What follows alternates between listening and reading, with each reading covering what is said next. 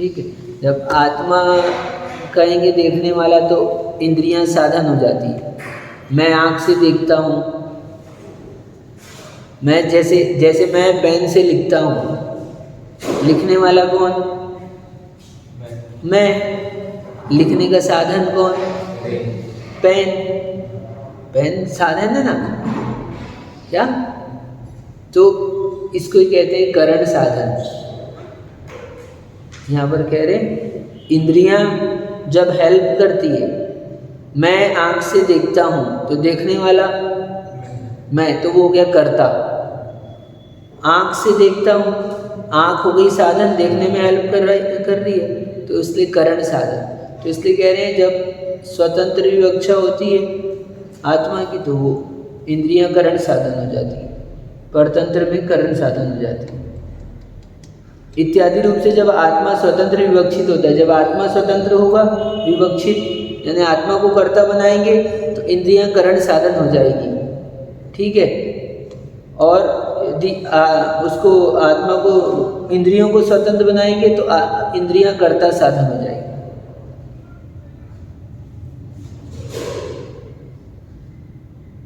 तो इत्यादि रूप से जब आत्मा स्वतंत्र विवक्षित होता है तो इंद्रियां परतंत्र होने से करण बन जाती है। वीर्यांतराय और उन इंद्रिय वर्णों के क्षोभसम होने पर इससे आत्मा स्पर्श करता है, वह स्पर्शन, ठीक। जिससे आत्मा स्पर्श करता है वह स्पर्शन इंद्रिय, जिससे आत्मा देखता है वह चक्षु इंद्रिय, जिससे आत्मा सुनता है वह कर्ण इंद्रिय। तो सुनने वाली आत्मा और उस सुनने में हेल्प करने वाली इंद्रियां, जो इंद्रियां हैं 5 प्रकार की। तो रसास्वादन जिसके माध्यम से करता है वह रसना, जिसकी सहायता से सूंघता है वह घ्राण। चष्टे धातु अनेक अर्थ में है, यहाँ इसका अर्थ देखना विवक्षित है, इसलिए इसे आत्मा देखता है वह चक्षु। इससे आत्मा सुनती है इसलिए वह श्रोत है। और स्वतंत्र विवक्षा में कर्तृ साधन भी होता है, क्योंकि लोक में इंद्रियों की स्वतंत्र विवक्षा भी देखी जाती है। मेरी आँख अच्छा देखती है,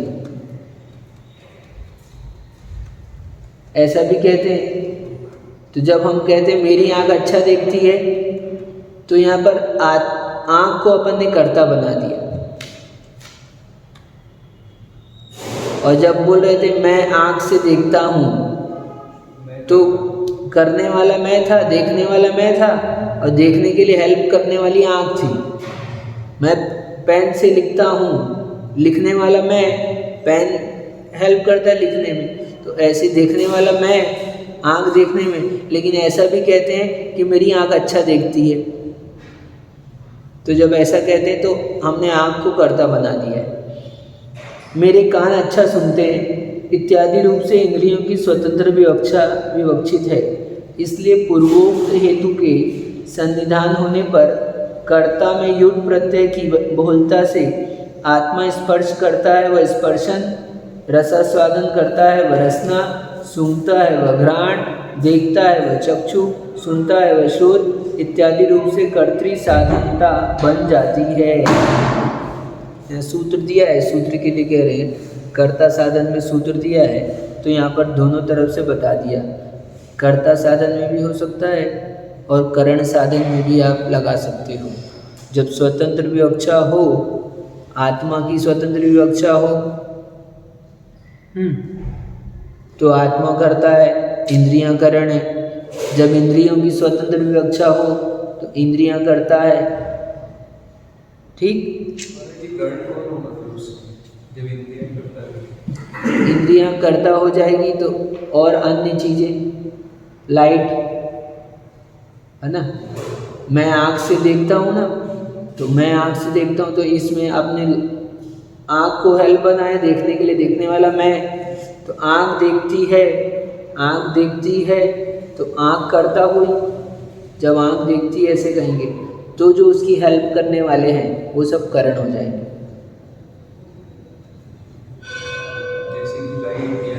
हाँ, जो वस्तु हो गई, वस्तु विषय हो जाएगी। मैं पेन देख रहा हूँ, तो ये विषय हो गया, ऑब्जेक्ट, ये हो गया ऑब्जेक्ट, ठीक। और हेल्प करने वाला वो करण हो गया, देखने वाला कर्ता हो गया। तो दोनों भी बना सकते हैं, ऐसा कहने का मतलब है ये। कोई सूत्र इंद्रियाणी यह पाठ अधिक मानते हैं, परंतु इंद्रियों का प्रकरण है, अतः पंचेंद्रियाणी सूत्र से इंद्रियाणी का अनुवर्तन हो जाता है, इसलिए उक्त पाठ अधिक मानना व्यर्थ है। यानी पहले पाठ भेद था, स्पर्शन रसना घ्राण चक्षु श्रोत्राणी है, तो पहले ऐसा पाठ था स्पर्शन रसना घ्राण चक्षु श्रोत्राणी इंद्रियाणी। तो कह रहे हैं इंद्रियाणी इसको यहाँ पर मत लो, इंद्रियाणी पूर्व सूत्र से लगा लो। पंच इंद्रियाणी कहा था ना अपन ने, उसी को यहाँ पर कनेक्ट कर लो। सर्व शरीर व्यापी होने से स्पर्शन इंद्रिय को आदि में ग्रहण किया है, क्योंकि शरीर में व्याप्त होकर रहने वाले स्पर्श है। सबसे पहले स्पर्शन इंद्रिय कहा, स्पर्शन रसना घ्राण चक्षु श्रोत्राणी। तो स्पर्श को क्यों पहले कहा? तो कह रहे हैं पूरे शरीर में व्याप्त होकर रहता है। हम स्पर्श कहाँ से करते हैं? हाथ से करते हैं, ऐसा नहीं है। यहाँ भी स्पर्श होता है, ठंडी हवा कान में लगती है, पता चल जाता है कि पूरे शरीर में सर्वांग से हम स्पर्श का अनुभव करते हैं। ठंडा गर्म हर जगह फील होता है ना अपने को।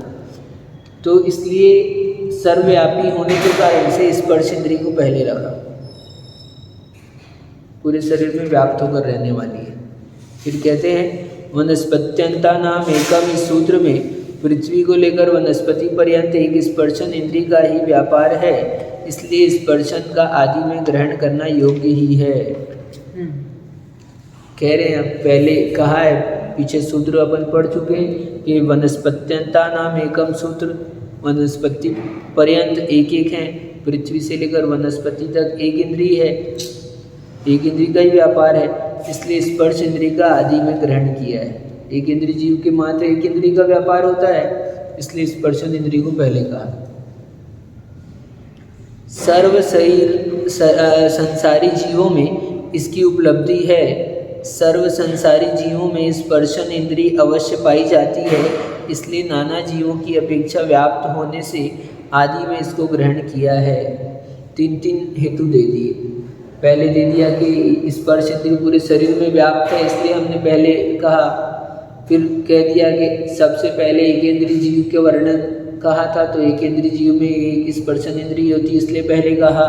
अब कह रहे हैं तीसरा पॉइंट कि सभी संसारी जीव हैं उसमें स्पर्शन इंद्रिय तो कंपलसरी रहेगी,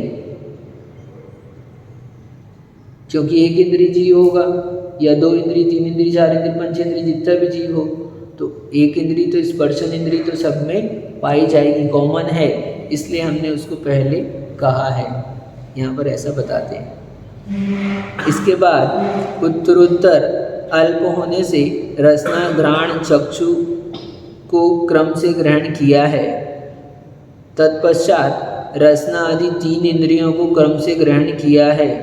जैसे प्रदेश की दृष्टि से सबसे कम चक्षु इंद्रिय के प्रदेश हैं, इससे श्रोत इंद्रिय के प्रदेश संख्यात गुणे हैं।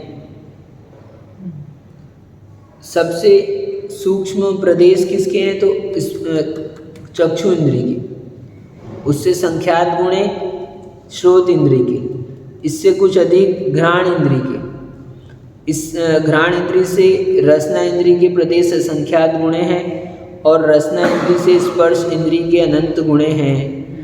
शंका, यदि प्रदेशों की अपेक्षा क्रम है तो अंत में चक्षु इंद्रिय को ग्रहण करना चाहिए, क्योंकि सबसे स्थूल प्रदेश चक्षु इंद्रिय में है। उत्तर, यह तुम्हारा कथन सत्य है, तथापि। अब यदि आप कह रहे हो कि साइज के हिसाब से अपन ने रखा है, तो आपको आँख को सबसे लास्ट में कहना था, क्योंकि आँख सबसे छोटी है, सबसे ये दिख रही है, इतना पूरा देखने में काम नहीं आएगा। देखने के लिए तो अपने को अंदर में रेटिना, अंदर इतना सा छोटा सा, हाँ, उसके भी अंदर सूक्ष्म और इंद्रियां, द्रव्यति उपकरण इंद्रिय में पड़ा कल, जो अंदर और पुद्गल के परमाणु सूक्ष्म उतने हैं, अंगुल के संख्यात्वे भाग प्रमाण, वो ही वहाँ पर चक्षु इंद्रिय के रूप में कार्य करते हैं।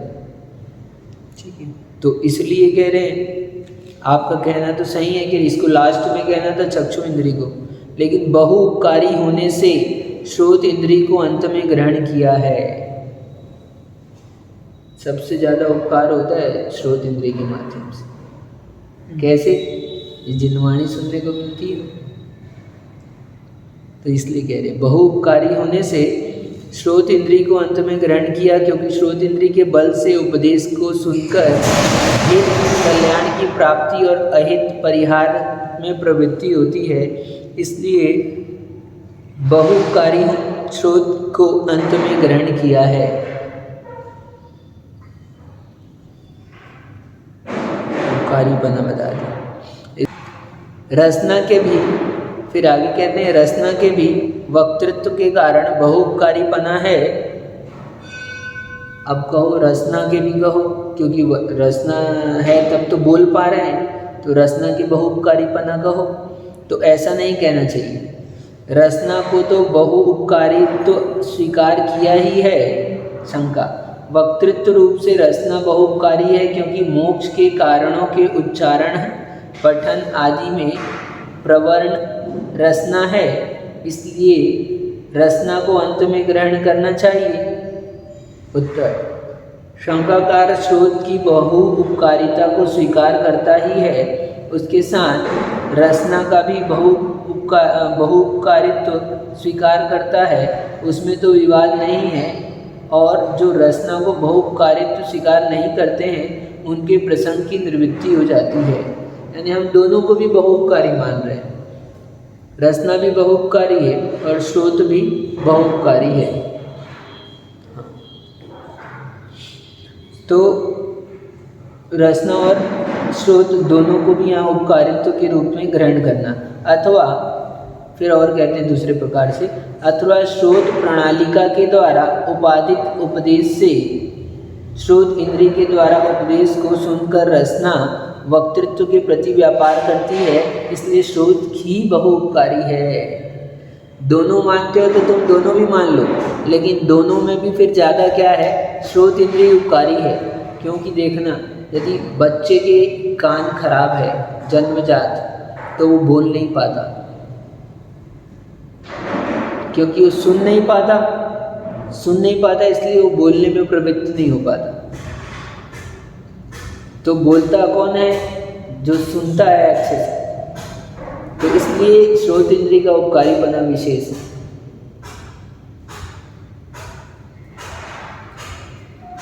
शंका है, फिर अब शंका करते हैं। सर्वज्ञ से इसका अभाव, सर्वज्ञ में इसका अभाव है। उत्तर, ऐसा नहीं कहना, क्योंकि इंद्रियों का अधिकार होने से। शंका है, सर्वज्ञ श्रोत इंद्रिय के बलाधान से पर से सुनकर वक्तृत्व को प्राप्त नहीं होते, किंतु सकल ज्ञानवरण कर्म के क्षय से आविर्भूत अतीन्द्रिय केवल ज्ञान से परिणत रसना के उपलब्ध मात्र से वक्तृत्व से परिणत होकर सकल श्रुत के विषयों का उपदेश देते हैं, इसलिए रसना ही उपकारी है। अब वो अपनी तर्क रख रहा है, क्या रसना को इम्पोर्टेंट बता रहा है। हाँ, क्योंकि उससे कारण के श्रोत की अपेक्षा। हाँ, तो सर्वज्ञ जो हैं, सर्वज्ञ तो श्रोत इंद्रिय का बलाधान नहीं है उनका, लेकिन वो तो उपदेश देते हैं। तो आपने जो अभी ऊपर कहा था कि सुनने वाला कहता है अच्छा, तो उसी के लिए कह रहे हैं यहाँ पर। उत्तर, ऐसा नहीं है, क्योंकि यहाँ इंद्रियों का अधिकार है, इसलिए जिनमें इंद्रियकृत हिताहित उपदेश सांकल्य रूप से है, उनके प्रति कहा गया है, सर्वज्ञ के प्रति नहीं कहा गया, इसलिए इसमें कोई दोष नहीं है। ठीक है, सर्वज्ञ बिना सुने कहते हैं, लेकिन यहाँ पर हम सर्वज्ञ को इंक्लूड ही नहीं किया, उनकी चर्चा ही नहीं कर रहे हैं। क्यों? क्योंकि यहाँ तो इंद्रियों की बात चल रही है, और वो तो इंद्रियातीत हैं, इंद्रियों से ज्ञान नहीं प्राप्त करते, इंद्रियों का उपयोग नहीं करते वो तो, है ना। हाँ,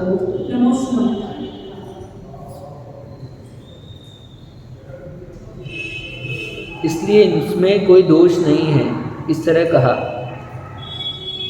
एक एक के वृद्धि क्रम को बतलाने के लिए स्पर्शन आदि वचन है। आगे के सूत्र में लिखा है, क्रमे पिपीलिकादि एक एक वृद्धि है। इस प्रकार आगे कहे जाने वाले सूत्र से वृद्धि क्रम को बताने के लिए स्पर्शन आदि की आनुपूर्वी जाननी चाहिए।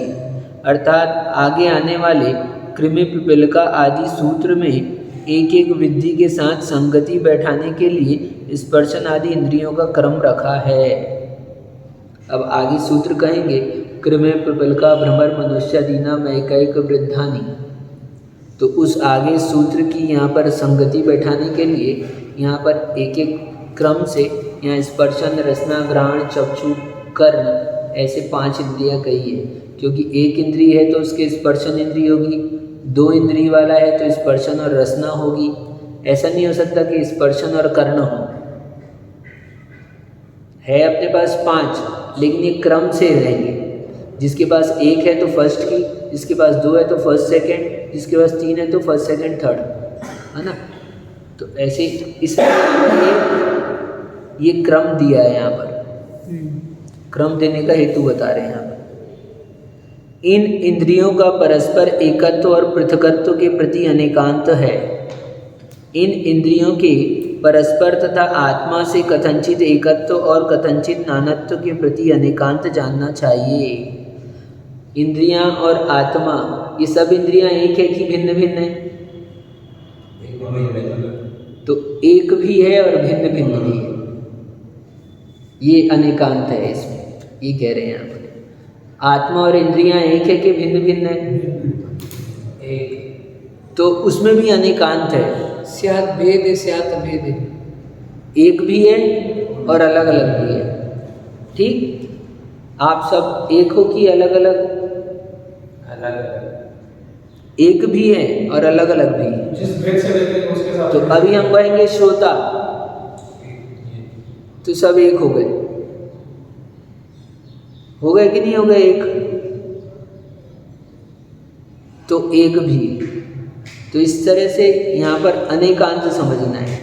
तो यहाँ बता रहे इंद्रियां और आत्मा में, उनमें परस्पर एकत्व और पृथकत्व, सब एक पने का और भिन्न भिन्न पने का, इसमें अनेकांत है। कैसे? तो बताते हैं, देखो। जैसे स्याद एकत्व स्याद पृथकत्व इति, जैसे ज्ञानावरण क्षोभसम शक्ति की अभेद विवक्षा में स्पर्शन आदि में एकत्व है। तुम छू के जानते हो, तुम देख के जानते हो, सूंघ के जानते हो, कान से सुनते हो, जीभ से रसना का स्वाद लेते हो। ये सब का काम अलग अलग दिख रहा है, इसलिए अलग अलग कह रहे हैं। अब ये सब एक कैसे है? क्या इन सब में एकत्व कैसे है? समर्थ नहीं आ रहा समझ में?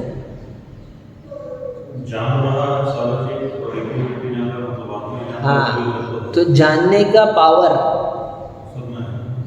ये इलेक्ट्रिसिटी एक है। ट्यूबलाइट, बल्ब, फैन, सबके अपने अपने फंक्शंस अलग अलग अलग अलग फंक्शनल टास्क अलग तो अलग देखेंगे। वो इलेक्ट्रिसिटी की पावर्स देखेंगे तो क्या बोलेंगे? करंट एक है। तो यहाँ पर ये इंद्रियां भिन्न भिन्न होने पर भी ज्ञान का क्षयोक्षम, ज्ञान की पावर, ज्ञान की शक्ति वो पीछे कार्य करती है। तो वो उस दृष्टि से देखेंगे तो अपन वो सब एक है। फंक्शनल टास्क की अपेक्षा अलग अलग है, और उसमें जो मेन पावर विद्युत लग रही है वो सब में विद्युत ही लग रही है, चाहे पंखा हो, तो उसलिए एकत्व है। हाँ, करेक्ट। तो ज्ञानावरण क्षयोक्षम शक्ति की अभेद विवक्षा, ज्ञानावरण क्षयोक्षम शक्ति की अभेद विवक्षा में स्पर्शन आदि में एकत्व है। ठीक है। ज्ञानावरण कर्म का क्षयोक्षम की अपेक्षा से देखेंगे, करंट की अपेक्षा से देखेंगे तो सब एक है। और अलग अलग एक प्रकाश देखेंगे तो ट्यूबलाइट का प्रकाश अलग है, बल्ब का अलग है, तो सब अलग अलग दिखेंगे अपने को। उनका कार्य भी, फंक्शन भी, वर्क भी अलग अलग है। ठीक है। तो वैसे ऐसे ही कह रहे फिर, समुदाय से अवयव भिन्न नहीं होते, अतः समुदाय की दृष्टि से एक है। आप सब जैन हो ना, ठीक है। समुदाय से अलग, परिवार कहते हैं तो सब आ गए कि नहीं आ गए? तो समुदाय से अवयव जो होता है वो अलग नहीं होता, समुदाय की दृष्टि में वो एक होता है। समुदाय उन अवयव एक एक को मिलाकर ही तो समुदाय हुआ है ना। तो समुदाय से अवयव भिन्न नहीं होते हैं, अतः समुदाय की दृष्टि से एक है। ठीक है, तो ये इंद्रियों का भी समुदाय देखेंगे अपन तो एक हो जाए। प्रतिनियत क्षयोक्षम लब्धि विशेष की अपेक्षा से नानापना है। फिर अब सबका अपना अपना कार्य है, इसलिए उसमें नानापना है, क्योंकि उनके अवयव भिन्न हैं। साधारण इंद्रिय बुद्धि और शब्द प्रयोग की दृष्टि से एकत्व है। हाँ, अब बुद्धि और शब्द प्रयोग की दृष्टि से देखेंगे तो भी एकत्व आ जाएगा। विशेष की दृष्टि से कथनचित अनेकत्व है। आत्मा ही चैतन्य अंश का परित्याग नहीं करके तपे हुए लोहे के, मतलब क्या हो गया? इंद्रियां स्पर्शन, रसना, घ्राण, चक्षु, कर्ण, किस नाम से? पांचों अलग अलग शब्द है कि नहीं? संज्ञा भेद है ना, शब्दगण नहीं, संज्ञा भेद, ठीक, वो शब्द प्रयोग वही है ना। और साधारण बुद्धि और शब्द प्रयोग की दृष्टि से एकत्व है। यहाँ एकत्व बता रहे हैं शब्द प्रयोग की दृष्टि से, सब के लिए शब्द प्रयोग किया है। ये भिन्न भिन्न नाम नहीं देखना, संज्ञा देखोगे तो संज्ञा तो अनेकत्व दर्शाएगा। हमने अलग अलग नाम कहे, ये अनेकत्व बता रहा है, लेकिन सब शब्द प्रयोग है। इंद्रियां तो और बुद्धि से देखोगे तो सब में बुद्धि एक काम कर रही है ना, ठीक। तो इसलिए बुद्धि की दृष्टि से एकत्व, साधारण से बुद्धि है, सब साधारण इंद्रिय बुद्धि, हाँ एक मुंडे मुंडे मति भिन्ना, हाँ वो भिन्नता देखने के लिए कह रहे हैं, ठीक है। मुंडे मुंडे मति भिन्ना, अच्छा बताया इन्होंने। यानी जितने व्यक्ति होते हैं उनकी मत, दो जने हो तुम, हम दो जने हैं, दोनों का मत एक नहीं हो सकता। मुंडे मुंडे मति भिन्ना, हमारी मति अलग है, इनकी मति अलग है। आपकी मति अलग है, इनकी मति अलग है, हाँ, तो सबकी मति अलग है, इसलिए कहते हैं मुंडे मुंडे मति भिन्ना। अच्छा बताया, बहुत दिन के बाद सुनने को मिला। विशेष की दृष्टि से कथनचित अनेकत्व है। सब इंद्रिय शब्द से कहते हैं, उस शब्द प्रयोग की दृष्टि से भी एक है। ये क्या है? इंद्री। ये क्या है? ये क्या है? इंद्री। ये क्या है? इंद्री।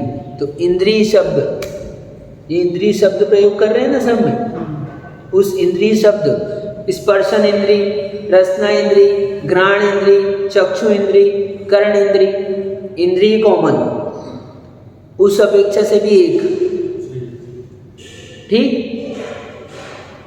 बुद्धि से भी, शब्द प्रयोग से भी एकत्व।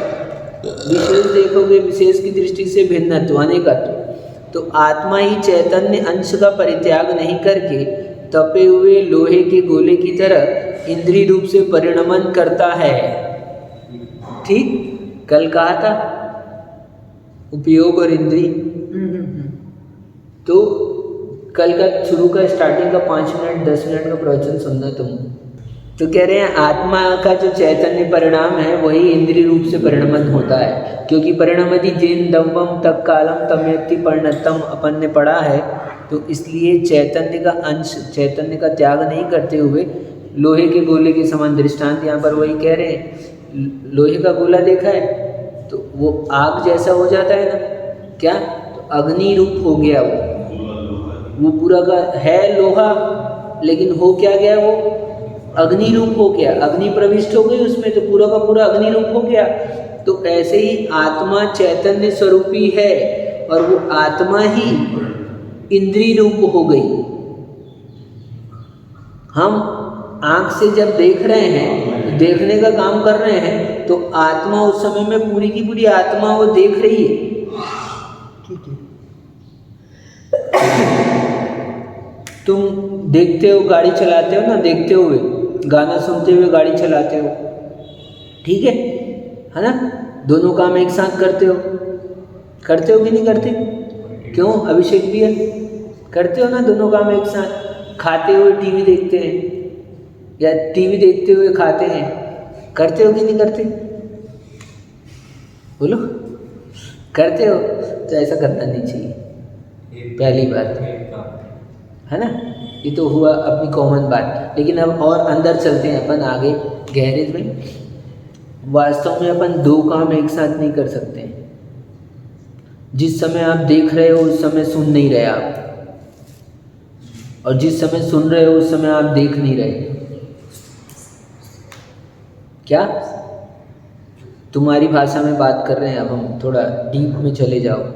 फंक्शनल में जाकर देखोगे तुम, तुम्हारे सॉफ्टवेयर में जाकर देखोगे, तुम्हारे हार्डवेयर में जाकर देखोगे, तुम काम करते हो ना उसमें, तो कैसे काम होता है वहाँ पर? जिस समय बोलता है व्यक्ति उस समय में सुनाई देता है उसको। यहाँ से मोबाइल में वर्क करता है, बोलो, है ना? ठीक है, 1010 क्या +0 क्या चलाते हो सिस्टम में तुम? तो ऐसा है। तो ये कह रहे हैं अपने यहाँ साइंस, ये आप जिस समय आत्मा एक समय में एक काम करती है सूक्ष्म दृष्टि से। अभी तुम एक साथ, तुमको लग रहा है देख रहे, सुन रहे, इसमें बहुत सारा टाइम चला गया है। तुमको लग रहा है 1 सेकंड, इसका पार्ट करो। कैसे? उस दिन जैसे बताया था, ये देखो इसमें, हाँ, पेपर कटिंग होते देखा है ना तुमने? एक साथ ऐसे पेपर कटिंग होता है ना, वो बड़ी सी वो रहती है, ब्लेड घुमाते हैं ऐसे और खट से कटता है, तो एक बार में कट जाता है ना पूरा पेपर। हाँ, ये पूरे मान लो 1000 पेपर हैं, एक बार में कट जाएंगे ना, ठीक है? तो अब हम कह रहे हैं एक बार में नहीं कटेगा। जिस समय फर्स्ट पेज कटा है उस समय सेकंड नहीं कटा। हाँ, पहला कटा, उसके बाद दूसरा कटा, उसके बाद तीसरा। यदि हम उसको टाइम में डिवाइड करके देखें तो ठीक, हाँ, स्लो मोशन में करके देखें तो अलग अलग टाइम है ना, डिफरेंट टाइम है ना, एक साथ नहीं हुआ। तो ऐसे ही बस जब हम चल रहा है, हम गाड़ी चला रहे हैं, सुन रहे हैं, देख रहे हैं, तो इसमें बहुत सारा टाइम अपने को 1 सेकंड ही मालूम पड़ता है। लेकिन उस 1 सेकंड के भी पार्ट करो, ये लोग 10 पार्ट कर देते हैं। कितना ज़्यादा? 90 90, है ना? हाँ,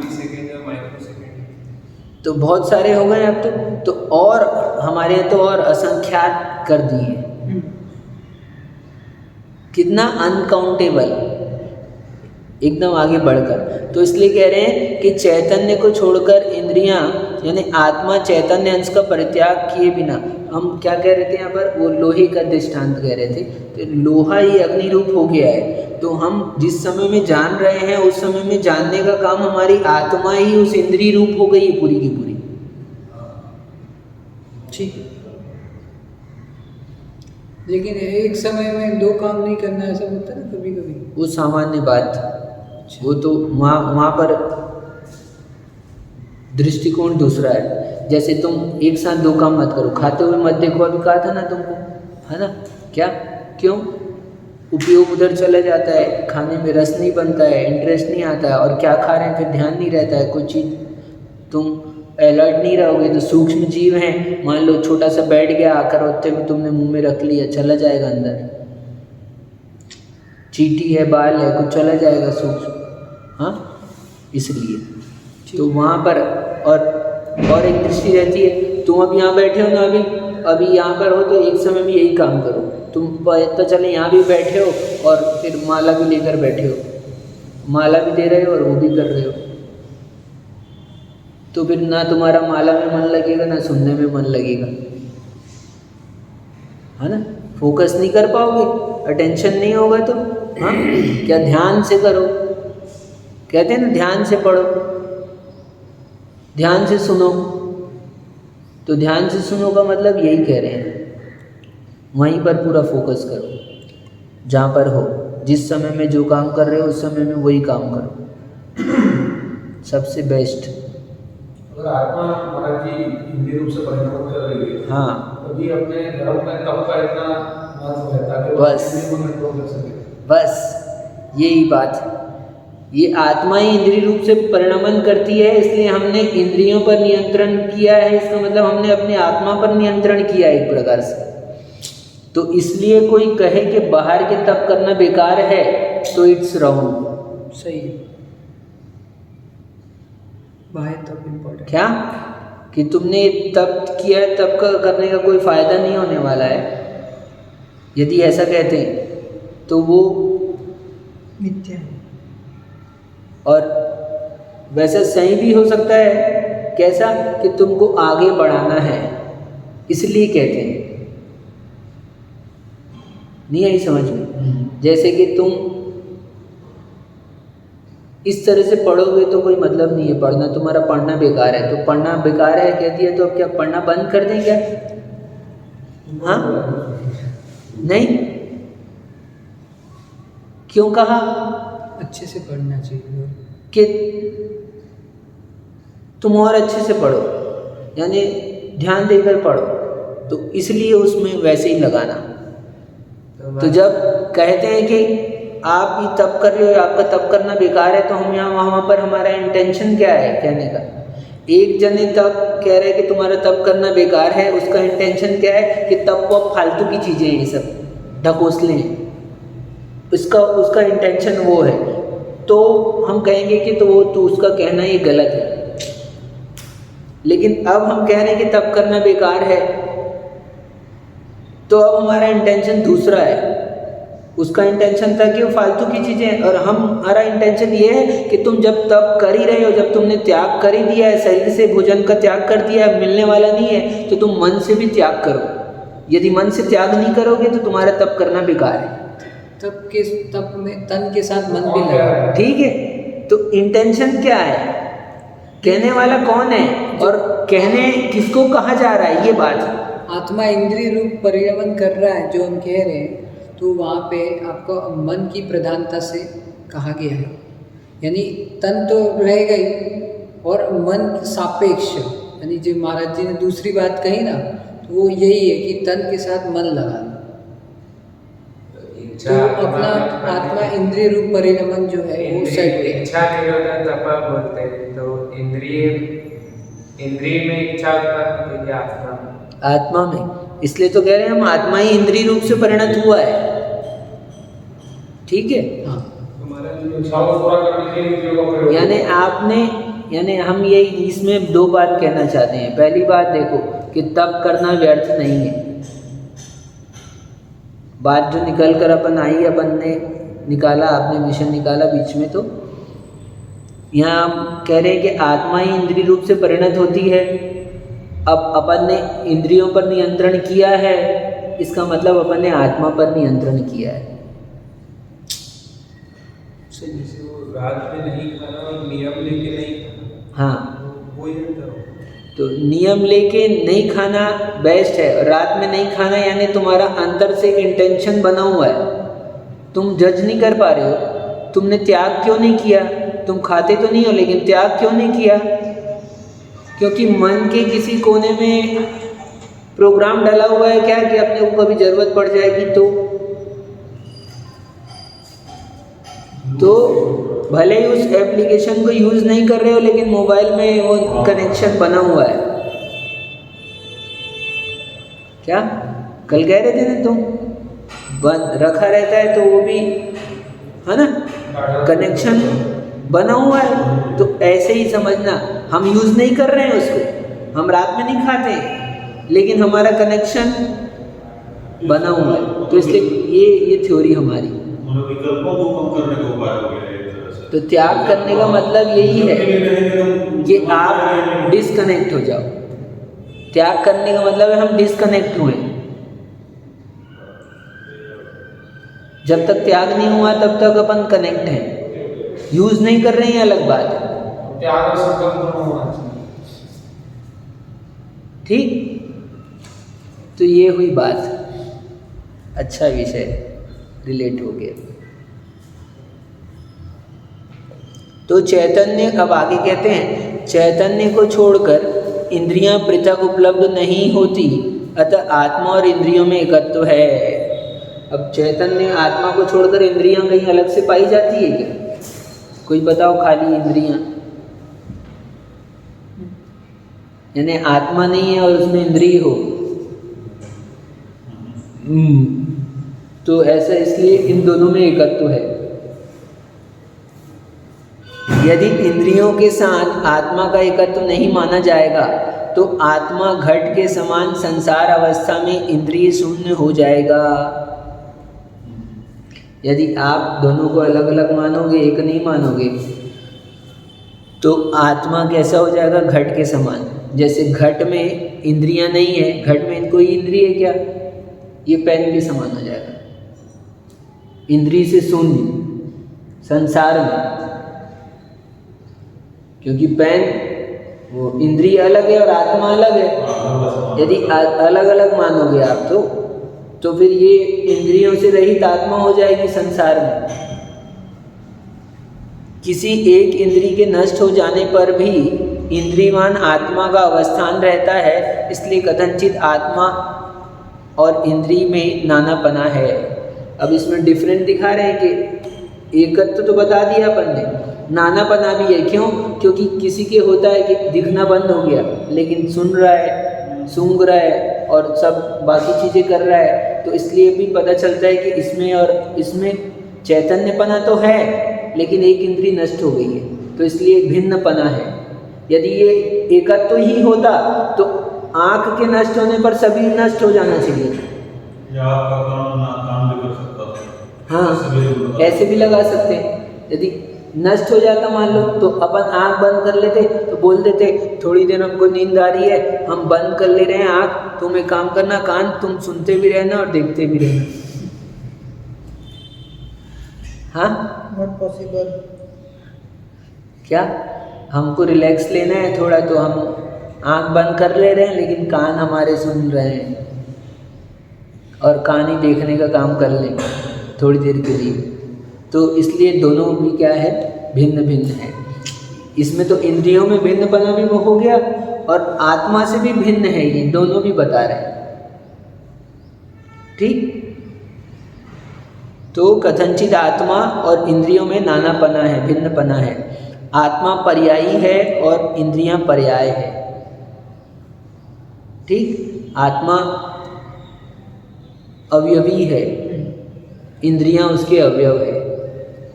आत्मा इन ग्रुप का लीडर, ठीक, और इंद्रियां उस ग्रुप के मेंबर। सेना है, आत्मा राजा है, इंद्रिया सेना है। इस प्रकार पर्याय पर्यायी संज्ञा संख्या प्रयोजन की अपेक्षा भेदाभेद विवक्षा की उत्पत्ति है। इस प्रकार कथनचित एकत्व और कथनचित अनेकत्व जानना चाहिए। इस प्रकार पूर्ववत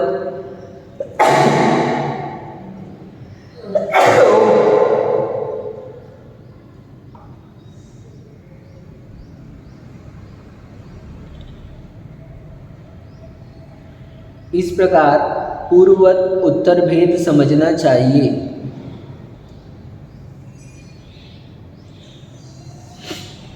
सब ठंडा हुआ है। इस प्रकार यहाँ पर ये इंद्रियों की बात कही, अभी इंद्रियों के विषय की बात कहेंगे। हाँ, स्पर्शन रसन ग्रहण, स्पर्शन रसना ग्रहण शक्ति दिखाया इसमें एक बार तो ये बोल दिया कि ज्ञानावयव के संयोजन की शक्ति की अपेक्षा एकत्व है और बुद्धि की अपेक्षा एकत्व, यानी प्रतिनियत शब्द प्रयोजन की अपेक्षा से एकत्व, प्रतिनियत शब्द उसकी अपेक्षा से भिन्नत्व है। अपना अपना, हाँ, इस तरह से समझना।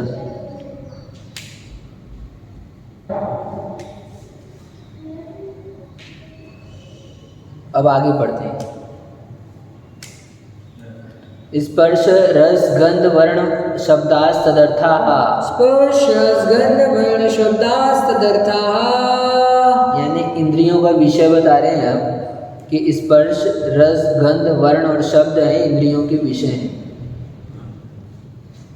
स्पर्श आदि शब्द द्रव्य विवक्षा में कर्म साधन और पर्याय विवक्षा में भाव साधन होते हैं।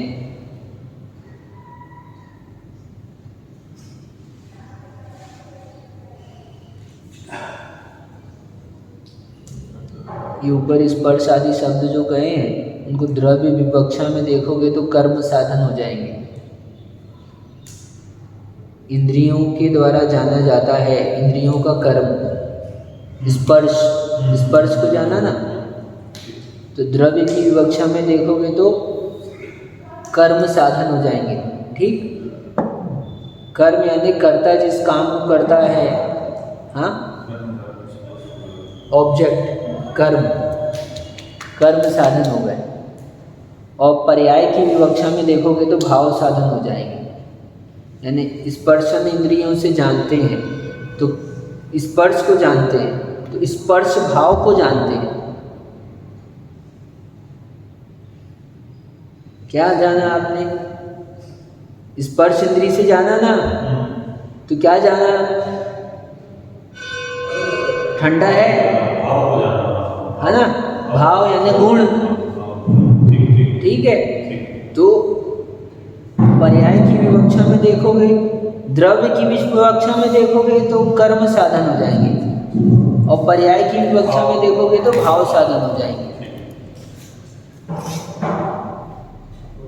स्पर्श शब्द ही दो प्रकार के बता रहे हैं ना, यानी हमने इंद्रियों के विषय बताए तो स्पर्श, स्पर्श रस गंध वर्ण, स्पर्श रस गंध वर्ण शब्दास तदर्थ ऐसा कहा, तो इसको कर्म साधन में देखो और भाव साधन में देखो। हाँ, क्योंकि जैसे स्पर्श को जान रहा है, रसना को भी ऐसे जान रहा है, तो भाव और द्रव्य, रसना इंद्री के द्वारा जाना जाता है।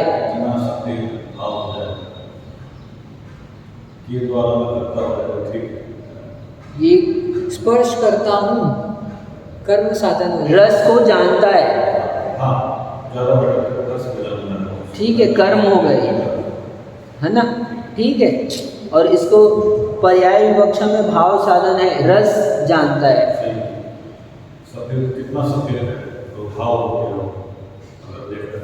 रस को जानता है, ये द्रव्य विवक्षा में कर्म साधन हो गया। यानी जानने, ऑब्जेक्ट क्या है? ऑब्जेक्ट रस है, ठीक है। और पर्याय विवक्षा में भाव साधन हो गया कि जानने में क्या आ रहा है? स्वाद किसका लिया? तो रस का ही आया होगा। कौन से रस का? हाँ, वो भाव, हाँ, वो भाव, ठीक है। तो ये भाव साधन व्याकरण में भी, ये व्याकरण से चल रहे, कर्म साधन भाव साधन।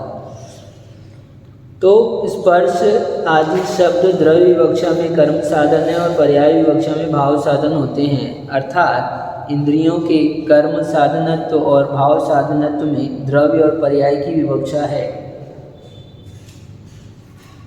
जब द्रव्य की प्रधानता से वर्णन किया जाता है तब इंद्रियां द्रव्य का सन्निकर्ष करती है, ठीक है। स्पर्श इंद्री ने ये इस ठंडे पदार्थ को छुआ तो उसका द्रव्य को कह रहे हैं, द्रव्य की विवक्षा होती है जब, तो कर्म साधन है ना।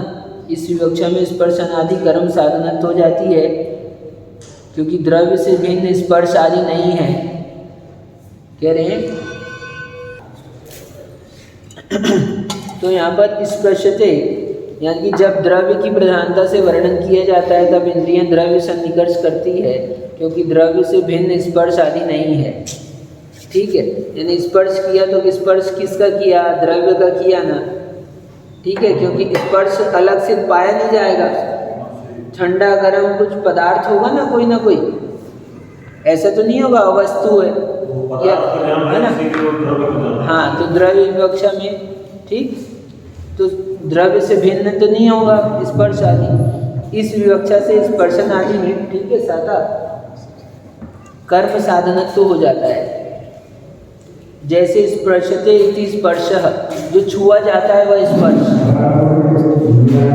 स्वाद लिया जाता है वह रस, सूंघा जाता है वह गंध, वर्णन किया जाता है वह वर्ण, शब्द किया जाता है वह शब्द। ये हो गई कर्म साधन। जब पर्याय प्रधानता